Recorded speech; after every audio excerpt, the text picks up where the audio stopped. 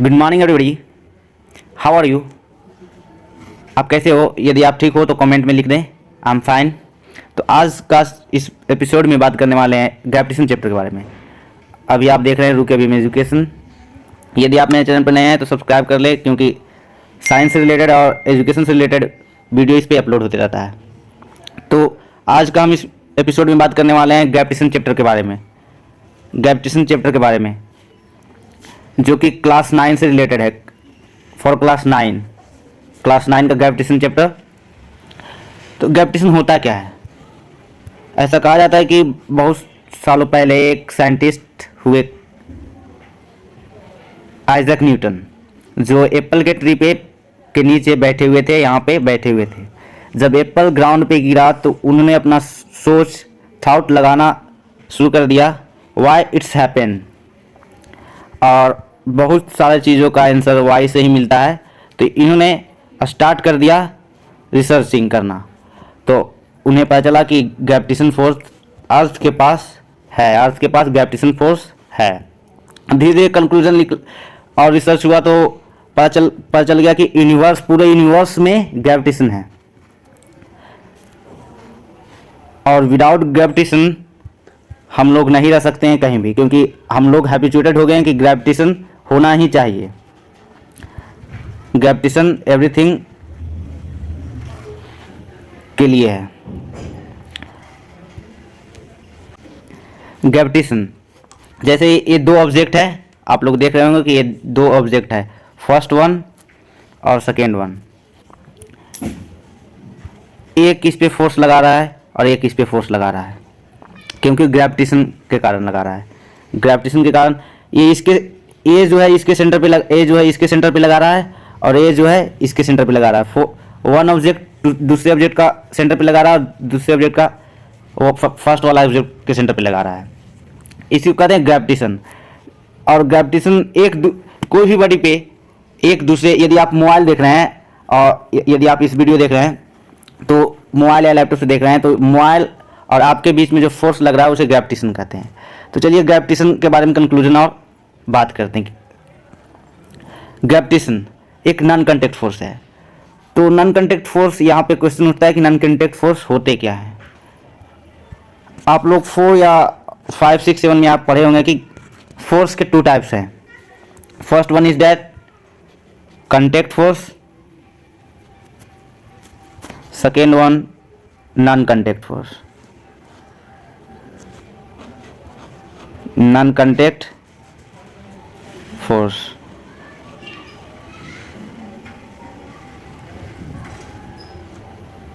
Non contact force के 2 types हैं।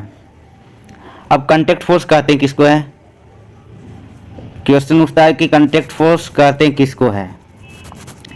Contact तो ये वर्ड से ही पता चल रहा है कि यदि कोई फोर्स छू कर लगे, जैसे सपोज ये कोई स्टेशनरी ऑब्जेक्ट है, ये कोई स्टेशनरी ऑब्जेक्ट है, और यहाँ से यदि कोई बंदा, कोई व्यक्ति इसको फोर्स लगा रहा है हैंड से छूकर, तो इसको कहते हैं कांटेक्ट फोर्स। जो कांटेक्ट में फोर्स लगे, जो कांटेक्ट से फोर्स लगे, उसी को कहते हैं कांटेक्ट फोर्स। अब नॉन कांटेक्ट किसको कहते हैं?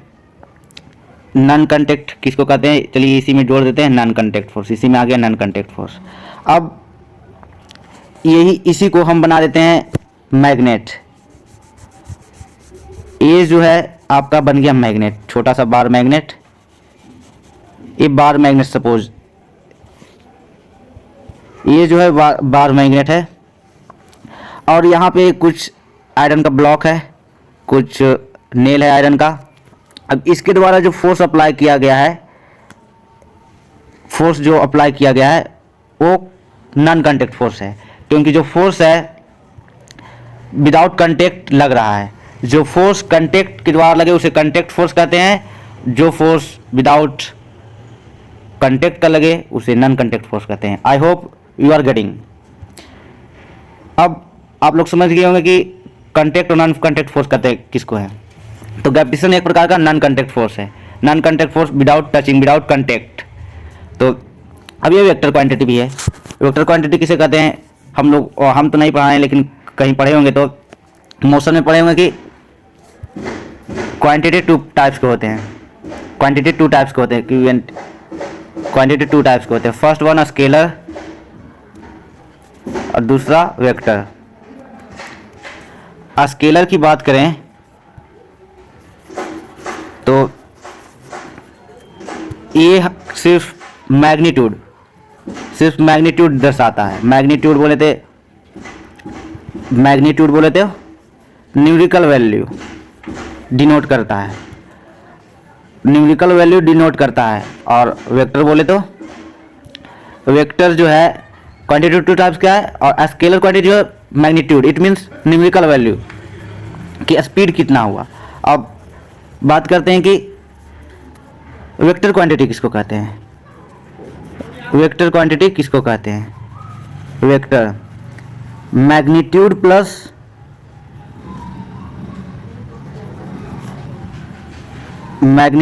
Direction, magnitude plus direction it means कितना स्पीड है वो तो बताएगा ही, और किस दिशा में जा रहा है ये भी बताएगा, किस डायरेक्शन में जा रहा है वो भी बताएगा। यदि ये कोई कार है, suppose this is some moving object, कुछ ये मूविंग ऑब्जेक्ट है जो मूव कर रहा है। यदि स्केलर क्वांटिटी कब होगा, जब ये सिर्फ जाएगा, किधर भी जा सकता है, इधर जा सकता है, इधर जा सकता है, इधर जा सकता है, सिर्फ इसका न्यूमेरिकल वैल्यू बताएगा कि 5 किलोमीटर पर आवर है, 5 किलोमीटर प्रति घंटा है, 5 किलोमीटर पर आवर है, किलोमीटर पर आवर है। तो वेक्टर क्वांटिटी में क्या होता है कि इसमें मैग्नीट्यूड प्लस डायरेक्शन, ये बॉडी तो जा रहा है लेकिन किधर जा रहा है, ईस्ट में जा रहा है, नॉर्थ में जा रहा है, साउथ में जा रहा है, वेस्ट में जा रहा है, वो भी बताता है। तो ग्रेविटेशन वेक्टर क्वांटिटी है, मीन्स ये किधर लगता है ये आपको पता चल जाएगा। और ग्रेविटेशन जो है जीरो भी हो सकता है, वो हम लोग आगे डिस्कस करेंगे। अब ग्रेविटेशन कहते हैं किसको, इसको थोड़ा सा डिफाइन कर देते हैं। The force with which two object attract each other is called gravitation force. ऐसा फोर्स लाइक दिस, ये टू ऑब्जेक्ट है, फर्स्ट वन सेकेंड वन, ये इस पे लगा रहा है और ये इस पे लगा रहा है, दोनों पे कोई फोर्स लग रहा है, दोनों एक दूसरे के को खींच रहे हैं, दोनों एक दूसरे को खींच रहे हैं। अब दोनों एक दूसरे को खींच रहे हैं तो कौन सा फोर्स होगा भाई, तो ग्रेविटेशन फोर्स होगा। और विदाउट कांटेक्ट है तो नॉन कांटेक्ट फोर्स होगा, नॉन कांटेक्ट में ग्रेविटेशन फोर्स आता है। तो एक ए नॉन कांटेक्ट फोर्स है, ग्रेविटेशन फोर्स है, और ग्रेविटेशन कहते हैं किसको है, two object attract each other. वैसा फोर्स जो एक दूसरे पे लगाया गया है, जैसे ये इस पे लगाता है और ये इस पे लगाता है। जितने भी यूनिवर्स में ऑब्जेक्ट हैं, यूनिवर्स में जितने भी ऑब्जेक्ट हैं, एक दूसरे पे फोर्स, जैसे कि ये इस पे लगाएगा तो ये इस पे लगाएगा, एक दूसरे पे वो लगाएगा ही, इसे ग्रेविटेशन कहते हैं। अब हम लोग ग्रेविटेशन जो है रिस्पॉन्सिबल क्या क्या चीज़ के लिए, अगर ग्रेविटेशन नहीं रहे तो हम लोग को क्या क्या समस्या फेस करना पड़ेगा, अगर ग्रेविटेशन रहे तो क्या क्या अच्छाइयाँ देख लेते हैं हम लोग। तो gravitation force is responsible for कुछ रीजन यहाँ पे मैंने बताया है, first second third, may be 4 या 5 होगा, 5 होगा। First one, falling of anything toward earth, ये अर्थ है और अर्थ की ओर कुछ भी ऑब्जेक्ट गिरेगा तो ग्रेविटेशन के कारण गिरेगा, क्योंकि अर्थ के पास अपना ग्रेविटी है। किसी का यदि आप बेड पे भी बैठे हुए हो या चेयर पे बैठे हुए हो तो ग्रेविटेशन, यदि ग्रेविटेशन नहीं रहेगा तो आप अच्छे से बैठ नहीं पाओगे, अच्छे से वॉक नहीं कर पाओगे, ये सभी रिस्पॉन्सिबल है। अब दूसरा है holding the atmosphere above the earth. Earth हम लोग बहुत पिछले क्लास में पढ़े होंगे कि अर्थ के पास एक एटमॉस्फेयर है, उसके 5 लेयर हैं, 1 2 3 4 5, एग्जैक्टली 5 लेयर हैं। अब 5 लेयर हैं तो एटमॉस्फेयर के 5 लेयर हैं। अब यदि ये नहीं रहे तो हम लोग को ultra UV rays, ultra violet rays और बहुत सारे हार्मफुल थिंग्स हमें रहने नहीं देगा। और ये हमारे लिए आवश्यक नहीं है। तो एटमॉस्फेयर जो है हमारे लिए बहुत नेसेसरी और एक बहुत बड़ा अहम रोल करता है हमारे इस पृथ्वी पे रहने का, क्योंकि अगर बारिश भी हो रही है तो एटमॉस्फेयर के कारण हो रही है, बहुत सारी चीज़ एटमॉस्फेयर के कारण हो रही है। तो एटमॉस्फेयर जो है हमारे ऊपर अर्थ का जो एटमॉस्फेयर है वो ग्रेविटेशन के कारण है। अगर ग्रेविटेशन नहीं रहेगा तो एटमॉस्फेयर अर्थ के ऊपर नहीं रहेगा। तो चलिए अब फर्स्ट और सेकेंड बात कर ली है, अब चलेंगे थर्ड में, rain falling to the earth. अब रेन क्यों होता है भाई? ये भी ग्रेविटेशन एक फैक्टर है, क्योंकि यदि ग्रेविटी नहीं रहे तो कोई भी ऑब्जेक्ट, वाटर भी एक प्रकार का ऑब्जेक्ट है, जैसे ये रेन फॉलिंग हो रहा है यहाँ पे, ऊपर से गिर रहा है नीचे की ओर, जैसे देख सकते हैं यहाँ पे फिगर में, नीचे की ओर अर्थ की ओर गिर रहा है। टाइड कॉजेज, टाइड भी जो होता है इसी के कारण होता है। अब टाइड, एक क्वेश्चन है, व्हाट इज टाइड? टाइड क्या है? समुद्र के किनारे कभी आप गए होंगे तो इस तरह का आप देखे होंगे कि समुद्र में कभी उठता हुआ वाटर और नीचे जाता हुआ वाटर, झुकता हुआ मीन्स लाइक दिस। समुद्र में पानी उठ रहा है और कुछ देर बाद यह नीचे समुद्र में फिर से चला जाएगा, उसी को टाइड कहते हैं। टाइड क्यों होता है? क्योंकि सन और मून दोनों का जो ग्रेविटी है वाटर पे जो लगाया जाता है, दिस इज सन और moon, suppose this is moon, दोनों का ग्रेविटी जो वाटर पे लगाया जाता है उसी के कारण टाइड होता है। तो टाइड भी ग्रेविटेशन से कंबाइन है, क्योंकि यदि टाइड होगा तो ग्रेविटेशन वहाँ होना जरूरी है, क्योंकि जैसे वाटर ये उठ रहा है, पानी ऊपर की ओर उठ रहा है, क्यों उठेगा? क्योंकि ग्रेविटेशन रहेगा तो उठेगा, क्योंकि यह नीचे से ऊपर की ओर उठ रहा है और फिर वो नीचे की ओर आ रहा है, क्योंकि ग्रेविटी इसलिए आ रहा है, यदि नहीं रहेगा तो नहीं होगा tide. Motion of the earth around the sun, जैसे आप ये फिगर में देख रहे होंगे कि हमारा अर्थ यहाँ है, देखिए यहाँ पे है अर्थ हमारा। अब ये सन की ओर चारों ओर घूमता है, क्यों घूमता है? क्योंकि ग्रेविटेशन है, जो सन का ग्रेविटी है इसको चारों ओर, सन का ग्रेविटी के चारों ओर ये जो अर्थ है घूमता है। सन के पास यदि ग्रेविटी ना हो तो अर्थ उसके चारों ओर नहीं घूमेगा। तो एक यह भी फैक्टर है कि रोटेशन और revolution of earth around the sun, motion of satellite around the planet. Satellite, do you know what satellite? What is satellite? आपने सुना होगा कि सैटेलाइट जो है प्लैनेट के चारों ओर रिवॉल्व करता है। Suppose this is satellite, no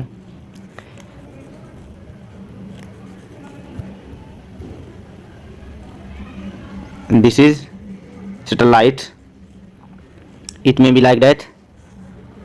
इस तरह का ऊपर में कुछ प्रकार का सैटेलाइट होता है जो कि प्लैनेट के चारों ओर घूमता है। और अर्थ के लिए कुछ सैटेलाइट, आर्टिफिशियल सैटेलाइट और नेचुरल सैटेलाइट दोनों होते हैं जो कि इसके चारों ओर घूमते हैं। क्यों घूमते हैं?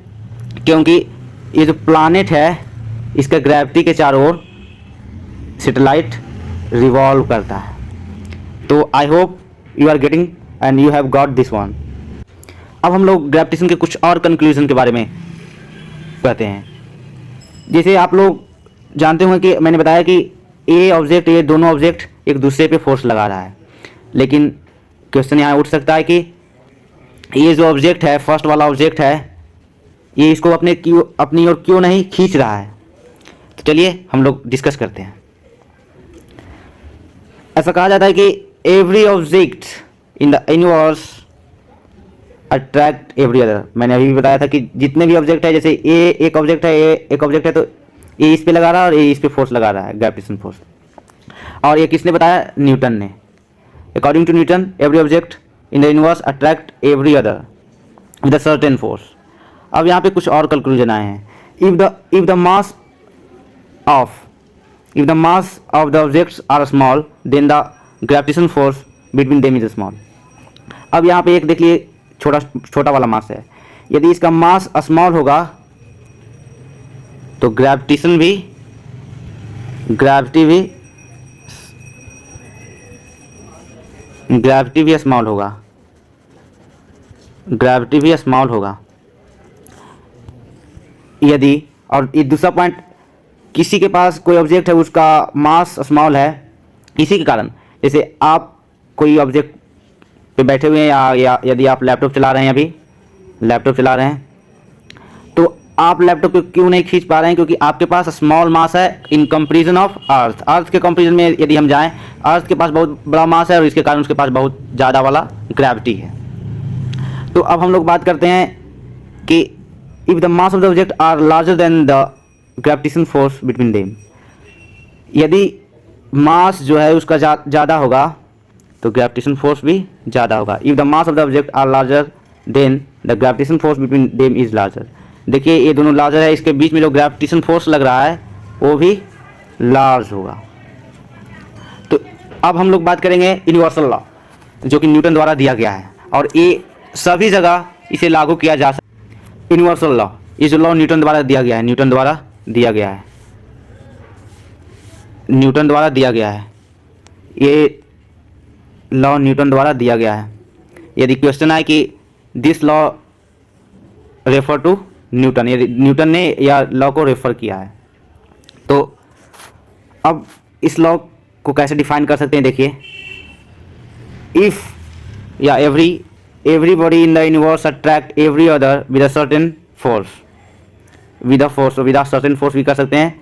certain force मतलब एक निश्चित फोर्स से अट्रैक्ट कर रहा है, which is directly proportional to the product of their mass, जो कि डायरेक्टली प्रोपोर्शन है उसके मास का, और इन्वर्सली प्रोपोर्शन है डिस्टेंस के स्क्वायर का।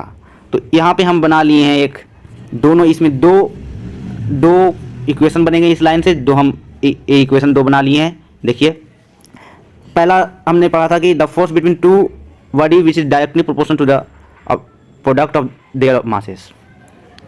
ये जो फोर्स है डायरेक्टली प्रोपोर्शनल है प्रोडक्ट ऑफ देयर मासेस। ये देखिए, एक मास है, मास 1 है, मास 2 है, मास 1 मास 2 दोनों है।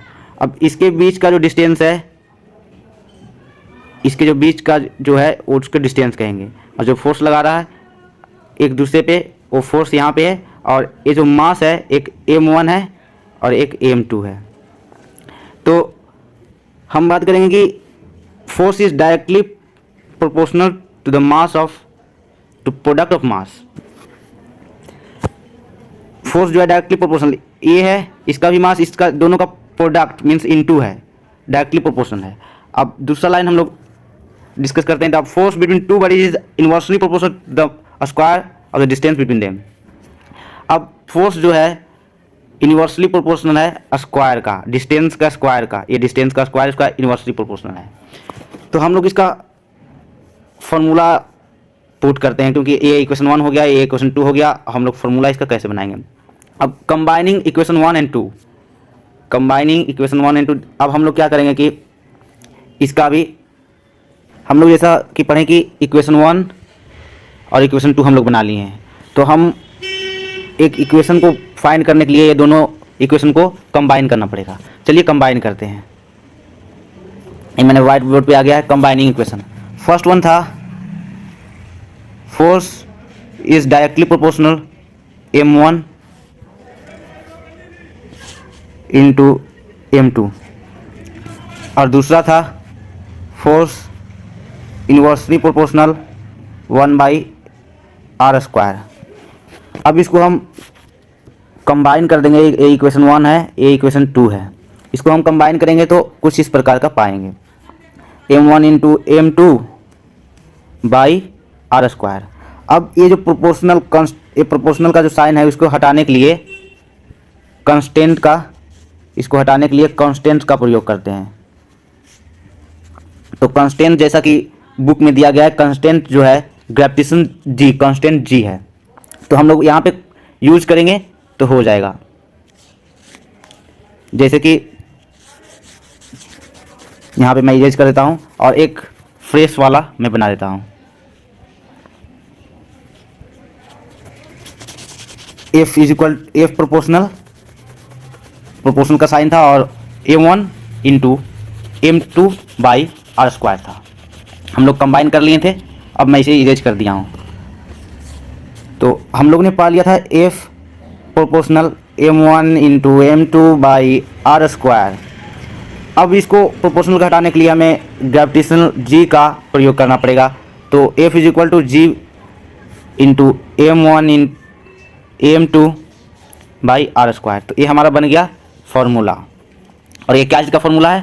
ये फॉर्मूला है यूनिवर्सल लॉ का, यूनिवर्सल लॉ का, यूनिवर्सल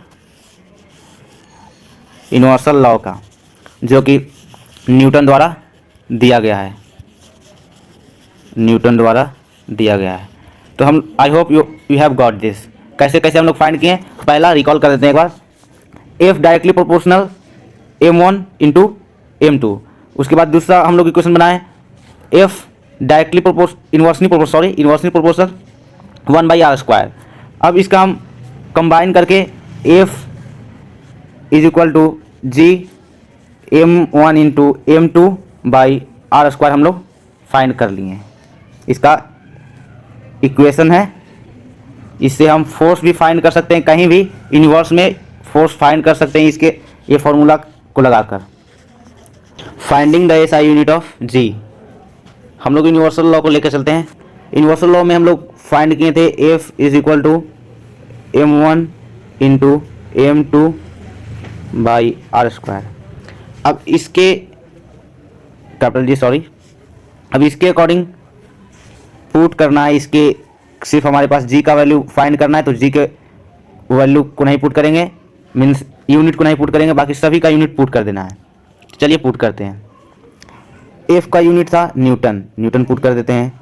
अब जी हमको फाइंड भी करना है, जी तो रहने ही देते हैं। उसके बाद m1 का देखिए यहाँ पे दिया हुआ है m1 m2 मीन्स मास ही था, तो उसका kg होगा, फिर kg इंटू kg।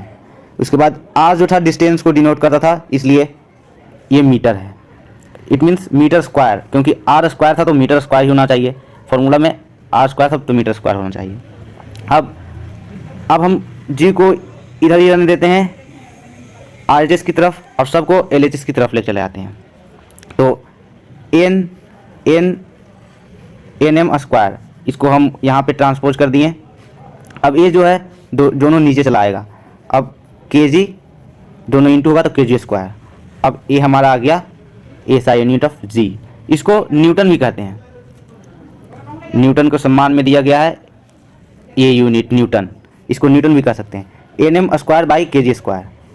तो हम लोग फाइंड कर लिए। अब हम लोग बात करते हैं कि जी जो है ग्रेविटेशन जी, कांस्टेंट जी, जो कि यूनिवर्स में सभी जगह कांस्टेंट है, कहीं भी ज़्यादा नहीं है, कहीं भी कम नहीं है, सभी जगह कांस्टेंट है ग्रेविटेशन जी, ग्रेविटेशन कांस्टेंट जी, जो कि कैपिटल जी से डिनोट होता है।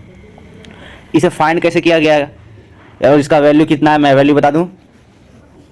6, थोड़ा सा इंक्रीज करता हूँ, 6.67 into 10⁻⁻11 nm square by kg square. अभी मैंने इसका एक फॉर्मूला बताया, इसका किसका ये यूनिट है, ये कमेंट बॉक्स में लिखें, क्योंकि मैंने अभी बताया था। ये किसका यूनिट है? कैपिटल जी का यूनिट है। तो nm square by kg square किसका यूनिट है? कैपिटल जी का यूनिट है। और ये पता कैसे किया गया? 6.67 इंटू 10⁻⁻11 फाइंड कैसे किया गया और किसने फाइंड किया? तो मैं बता दूं कि ये फाइंड किया गया है the value of gravitation G, constant gravitation G was find out by Henry Cavendish. ये साइंटिस्ट थे जो कि ग्रेविटेशन कांस्टेंट जी का वैल्यू फाइंड किए बाय यूजिंग सेंसिटिव वैलेंस। इस तरह का वैलेंस जो आप देख रहे हैं फिगर में, ये जो फिगर है, इस तरह का वैलेंस किया गया। कुछ गोल्ड लिया गया छोटा छोटा, और उससे सेंसिटिव मतलब बहुत सेंसिटिव मतलब नाजुक बैलेंस किया गया। और इतना कि जो हम लोग कर नहीं सकते हैं, कर सकते हैं लेकिन बहुत बड़ा यूनिवर्सिटी में जाना पड़ेगा इसके लिए। तो यह फाइंड किया गया हेनरी कैवेंडिश। तो हम लोग किस क्वेश्चन की बात कर लेते हैं, क्योंकि मैंने पढ़ाया था। तो फर्स्ट क्वेश्चन है न्यूटन का यूनिट क्या होगा? फर्स्ट क्वेश्चन कमेंट में लिखें।